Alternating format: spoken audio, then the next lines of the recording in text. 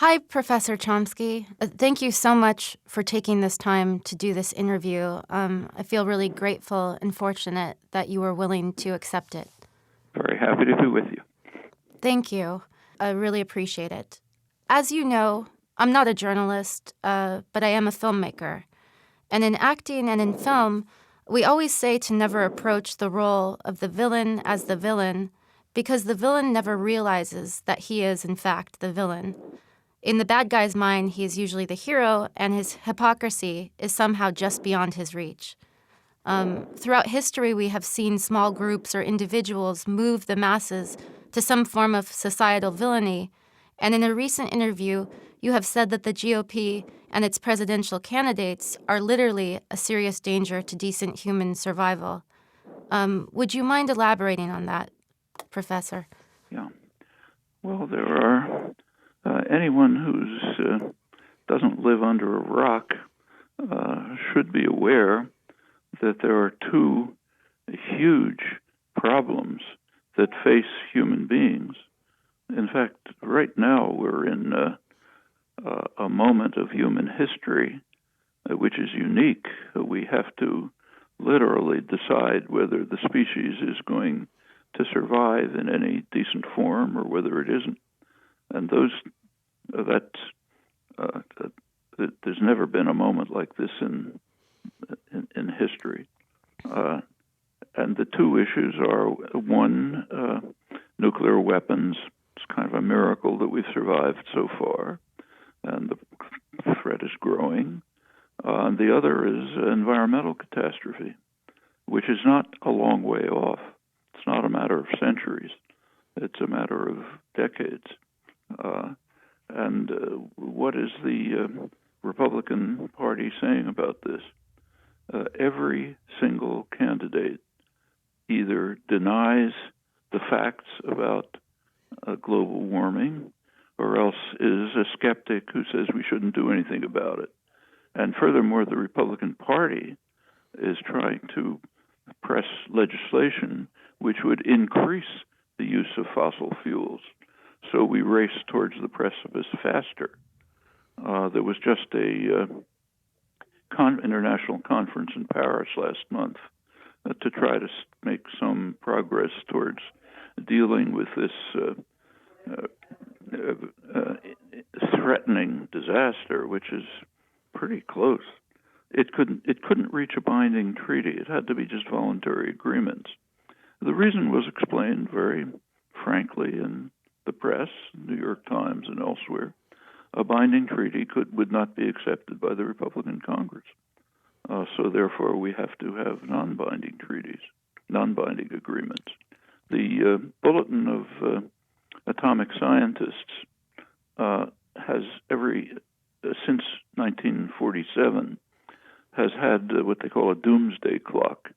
The end of every year, they assemble a group of several dozen leading scientists, other specialists, Nobel laureates, to try to determine how far we are from terminal disaster. Terminal disaster would be midnight on the clock.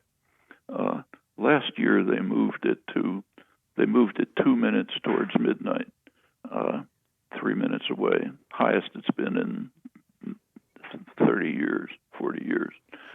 This year, they did the same. And they gave their reasons. One of the reasons, in fact, was what I just said. They said there has been some slight progress on both the nuclear issue and the environmental issue. On the nuclear issue, they said some progress is the nuclear deal with Iran, which is small but significant. On the climate issue, they mentioned the Paris Agreement. However, on both cases, the Republican Party is trying to block even that. On climate change, as they point out, it was impossible to get a binding treaty. They don't give the reason, but the reason is the Republicans won't accept it. On the nuclear issue, every Republican candidate says the first thing they're going to do is tear up the deal. So we're dealing with a political organization which is taking positions which literally threaten human survival. I've heard you say that what Bernie Sanders is doing, it's important and it's courageous, but just getting him into office isn't enough for real change to occur. And I also read a quote that was attributed to you that read, "If you assume that there is no hope, you guarantee that there will be no hope. If you assume that there is an instinct for freedom, that there are opportunities to change things, then there is a possibility that you can contribute to making a better world." Professor Chomsky, what do you see as our greatest opportunities today for change? What gives you hope? What gives me hope is that there are a great many people in here and in the rest of the world who understand the nature of the understand the immensity of the problem that we face and we have to solve, and are working towards doing it in whatever way they can. You mentioned the Sanders campaign, that's one example.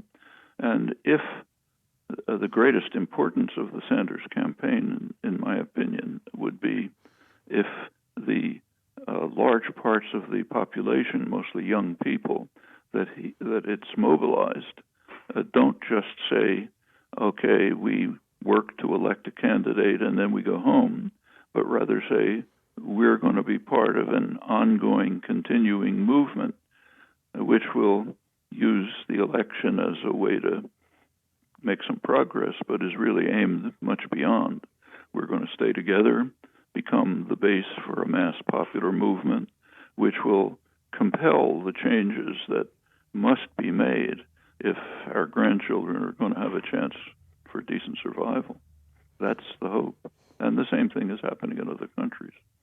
So it's a question of scale and commitment, energy, but it's possible. I mean, there are things that can be done. For example, the state of Hawaii is already approaching 100% sustainable energy. Denmark the country is virtually 100% sustainable energy, getting close to it. Germany, maybe the most successful capitalist economy, is going in the same direction. It can be done, but on nuclear weapons, the same is true. We can, instead of building them up as we're now doing, we could be reducing and eliminating them. Instead of the Iran nuclear deal is a small step, we could go way beyond. There could be, for example, a nuclear weapons-free zone in the Middle East, which would be a big step forward. That actually is being blocked by the United States. That can change. These things are not graven in stone. There are many steps that can be taken, and the reason for hope in the future is that the opportunities exist. Whether the opportunities will be taken, that's the crucial question that the human species faces at this point. I have heard you say, about movements, that the Occupy movement, that it was a brilliant tactic. It wasn't a movement, but it was a brilliant tactic, and that sustained involvement was necessary for lasting social change. Can you think of any examples of that kind of sustained involvement taking place now, apart from what you had mentioned? Yeah, and take say a different question, inequality, which is a very serious problem. It's not at the level of what I just mentioned, but it's serious. It affects people's lives enormously. I mean, there are millions of people in the United States who are literally living on $2 a day. So that's bare survival. The Oxfam came out just recently with their annual report. They do an annual detailed study on distribution of income and wealth throughout the world. In their 2014 study, they estimated that about 90 people in the world control about half the world's wealth. This year, 2015, it's down to 62 people who control have as much wealth as half of the human species. Well, there are efforts around the world to do something about this, both here and in Europe and elsewhere. and that's crucially important too. And these popular movements can be successful. We have plenty of examples of it, even in recent history. So take, say, the feminist movement, which has had an enormous impact on our society and, in fact, international society. It's really, it goes way back in history, but in its modern form, it really began to take off in the 60s as part of the activism of the 1960s and expanded and made huge progress. Gay rights was almost nothing 10 or 15 years ago. Now it's a widely accepted right. Opposition to aggression and violence has grown quite substantially. There's plenty of evidence for that, and it can continue. In Europe, where the policies of austerity during recession have been extremely harmful, and still are, there are popular movements developing to combat it. Podemos in Spain, the Labour Party in England under Corbyn, and others, these things can develop and coalesce. And they're mutually supporting. So the exciting developments in Latin America over the past 15, 20 years were an inspiration for developments in Europe. And when Tahrir Square took place in Egypt, great moment of hope, it was linked to direct interchanges to popular struggles in the United States, in Wisconsin and elsewhere, to maintain elementary rights like the right of collective bargaining. We live in a more interconnected global society, and there are plenty of opportunities for mutual support across what are, to some extent, artificial boundaries.